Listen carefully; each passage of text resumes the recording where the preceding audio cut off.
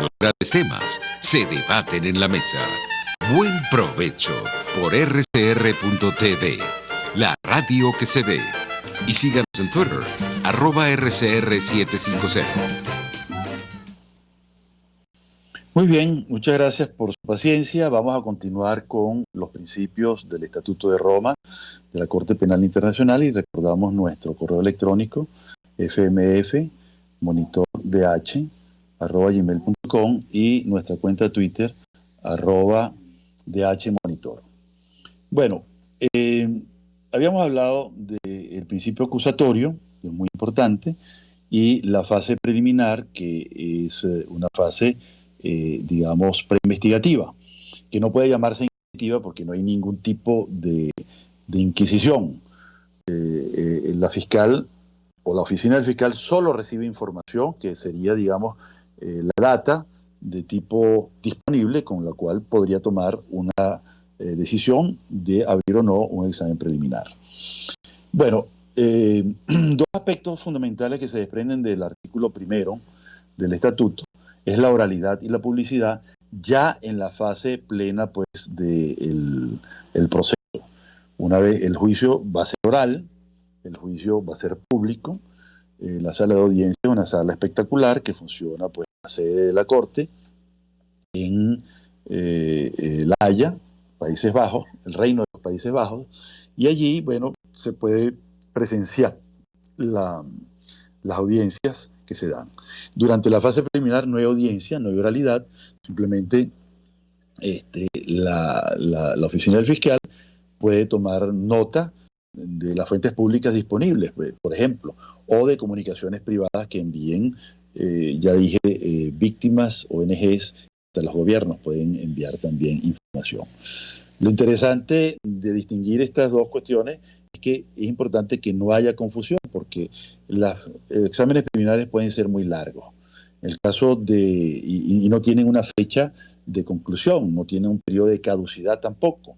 Entonces, en el caso, por ejemplo, de Colombia, se abrió un examen preliminar en el año 2004 y estamos en 2020 y todavía no se ha entrado en la fase de investigación, en virtud de que ha adoptado una política, estoy refiriéndome al gobierno, al Estado de Colombia, que tomó una política de abrir una justicia especial de paz, y eso ha permitido pues que ejerza su soberanía y lleve a juicio a los que presume que son culpables de algún hecho criminal, en términos sobre todo de lo que ellos han tenido que enfrentar, que es el conflicto no internacional, es decir, el conflicto interno, pero también donde hay señalamientos de que pudiera haber crímenes de lesa humanidad y ataques a poblaciones, lo cual pudiera tener características de genocidio.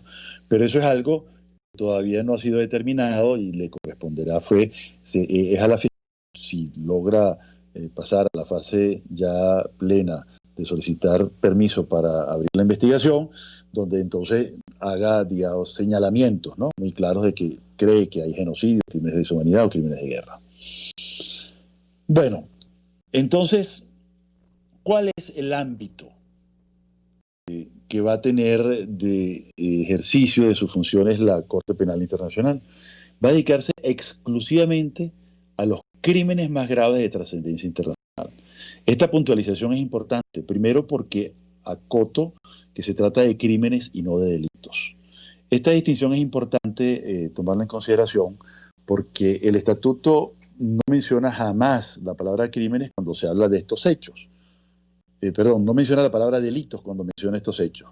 La palabra delitos se refiere a ella en el estatuto solamente cuando se trata de hechos punibles contra la Administración de Justicia Internacional. Es decir, cuando hay un hecho punible contra un testigo, contra una víctima, contra un juez, contra un fiscal, contra un perito, o se alteran, digamos, pruebas, ¿no?, que pudiera ser una especie de obstrucción a la justicia. Entonces, ahí se habla de delitos contra la Administración de Justicia Penal Internacional. Pero en torno a los 4 tipos de hechos punibles más graves de trascendencia internacional, se habla exclusivamente de genocidio, crímenes de lesa humanidad, crímenes de guerra y el crimen de agresión. Y hago la acotación de la palabra crimen porque de forma deliberada la discusión del estatuto lo acotó. Inclusive en la versión inglesa se habla de crímenes, crimes, ¿ok? Y en la versión castellana, sin embargo, se habla de delitos, lo cual genera algún tipo de confusión. Me estoy refiriendo a la Convención contra el Genocidio, ¿no? Que habla de delito de genocidio y su sanción. En cambio, la versión inglesa habla de crimen de genocidio y su castigo, que es una connotación también interesante, ¿no? Bueno, son cuestiones terminológicas que en alguna medida ayudan a precisar desde el punto de vista técnico, ¿no? Y que cuando alguien tenga que interactuar, por ejemplo, una víctima, por ejemplo, una ONG, por ejemplo, unos abogados, tiene que mencionar la palabra crímenes cuando va a referirse, pues, en la sede ya jurisdiccional de la Corte a ese tipo de hechos punibles, ¿no? Y hacemos la distinción, porque hay muchos delitos graves de trascendencia internacional que no son competencia de la Corte. Primero, porque no son crímenes, no han sido calificados como tales, y segundo, porque no están en la tipificación codificada del estatuto. Me refiero, por ejemplo, a delitos y hechos muy graves de trascendencia internacional, como por ejemplo la corrupción, como por ejemplo la falsificación de moneda, como por ejemplo el tráfico de personas, el tráfico de armas, el desvío, el terrorismo. También hay otras en las cuales se habla de delitos, por ejemplo, el delito de tortura, pero cuando se habla en un aspecto ya de derecho interno, ¿verdad? Cuando se trata de una conducta que produce un funcionario o que produce una persona que tiene en cautiverio a otro y quiere investigar y por eso tortura para obtener datos, obtener información o también confesiones. También existe la tortura por hacer daño nada más, sin un motivo específico, ¿no? Que es un maltrato también indebido. Y cuando se trata de esa conducta de forma específica y determinada y concreta de una persona en particular, no se trataría pues de un crimen de la competencia de la Corte, porque la Corte exige que haya sistematicidad, exige o que haya generalidad y que sea como parte de la política de un Estado para atacar a una población civil que no tiene cómo defenderse. Entonces vemos que hay un efecto muy diferente, ¿no? Cuando hablamos de sistematicidad hablamos de una organización que puede ser estatal o paraestatal o contra el Estado, ¿ok? Pero en ningún caso se trata de un hecho aislado, sino de un elemento que tiene todo un patrón, ¿ok? Por esa razón, hay que distinguir, una cosa es el delito de tortura y otra cosa sería el crimen de tortura a la luz del Estatuto de Roma de la Corte Penal Internacional. Lo mismo ocurre con la desaparición forzada, lo mismo ocurre con los asesinatos, que en la nomenclatura de derechos humanos se llama asesinatos cometidos por funcionarios del Estado, se le llama ejecución sumaria, también se le ha llamado, sobre todo en los países de muerte, se le llama ejecución extrajudicial, porque hay ejecuciones que son judiciales, están judicializadas en la medida que un juez o un tribunal determina pues que se amerita la pena de muerte. Yo estoy en contra de la pena de muerte y soy activista en contra de ella y por supuesto prefiero que no haya tampoco ejecuciones judiciales, obviamente, ¿no? Pero bueno, son detalles técnicos que hay que ir aclarando para que se entienda con mayor precisión. Volviendo al punto entonces de jurisdicción, esta Corte Penal Internacional podrá enjuiciar, investigar, por supuesto, en la fase de investigación la tiene monopolizada el fiscal como parte componente de ese sistema que es la justicia penal internacional y luego ser enjuiciadas ante la Corte Penal Internacional para producir un hecho definitorio que es la sentencia, bien sea absolutoria o bien sea condenatoria. Otro aspecto muy importante del artículo primero, pero que también tiene una derivación, el artículo 17 y otros del Estatuto de Roma, es el carácter complementario de las jurisdicciones nacionales. Esto es importante tomarlo en cuenta y vamos a dedicarle unos minutos a esto, porque muchas veces he oído en distintas opiniones y gente que habla sobre esto, que la Corte es subsidiaria de las jurisdicciones nacionales, ¿no? Y no es subsidiaria. La subsidiariedad es una característica de cortes típicas de los derechos humanos. Por ejemplo, la Corte Interamericana de Derechos Humanos es subsidiaria de la jurisdicción nacional venezolana, por ejemplo, o de otro país que sea miembro de ese instrumento llamada Convención Americana de Derechos Humanos, en la medida en que primero la víctima tiene que agotar la vía interna, y solo luego de agotar la vía interna es que se puede acceder a la vía subsidiaria, que es acudir a la Comisión Interamericana de Derechos Humanos, y si no hay remedio de la situación que ha infringido el Estado, entonces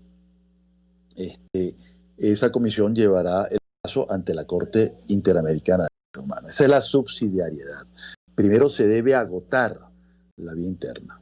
El carácter complementario es totalmente distinto, y es que se puede suplir a la jurisdicción soberana nacional si esta jurisdicción no ejerce su poder de sanción, su poder de castigo a el hecho punible de que se trate, pues, o la violación a un derecho humano de que se trate. Entonces, ahí vemos pues que hay una diferencia importante entre la complementariedad y la subsidiariedad. Subsidiariedad cuando se trata de jurisdicción internacional de los derechos humanos, en cuyo caso la competencia de la Corte Interamericana tiene solamente posibilidad de enjuiciar hechos luego de agotar la vía interna, pero también hechos que se cometan por funcionarios del Estado. ¿Y quién será el responsable? El Estado. En cambio, en la Corte Penal Internacional, el responsable será una persona en concreto, que puede ser un funcionario como puede ser una persona no funcionaria. Puede ser un militar, puede ser un policía o puede ser un civil, obviamente, ¿no? Entonces, es muy distinto, pues, ¿no? El ámbito de competencia. La Corte además tendrá responsabilidad jurídica internacional. Este es un principio interesante porque, digamos, si la Corte, por ejemplo, se equivoca, la Corte tendrá que responder pecuniariamente en la indemnización de los daños que han ocurrido con su error. Y es el error más factible que puede ocurrir en toda actividad humana, que se llama el error judicial. Por cierto, es uno de los argumentos más fuertes contra la Corte, contra la pena de muerte.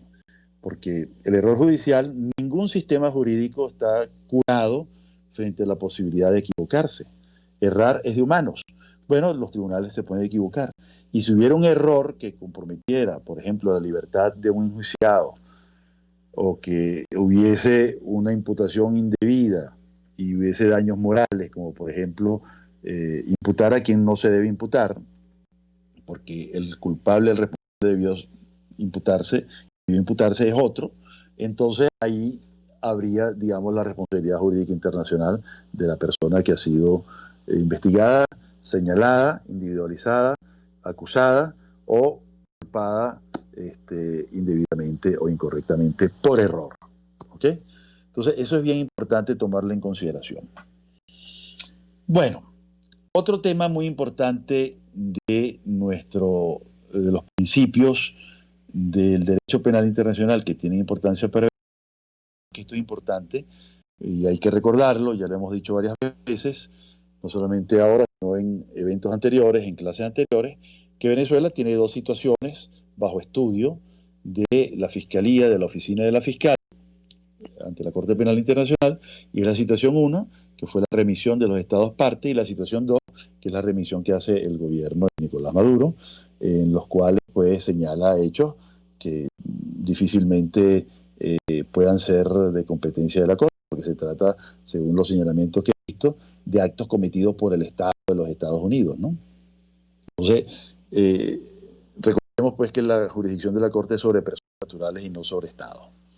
Entonces, bueno, primer principio que encontramos anotado en el Estatuto de Roma tiene que ver con la cosa juzgada.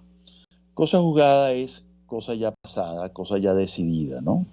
Entonces, eso está en el artículo 20 del Estatuto de Roma.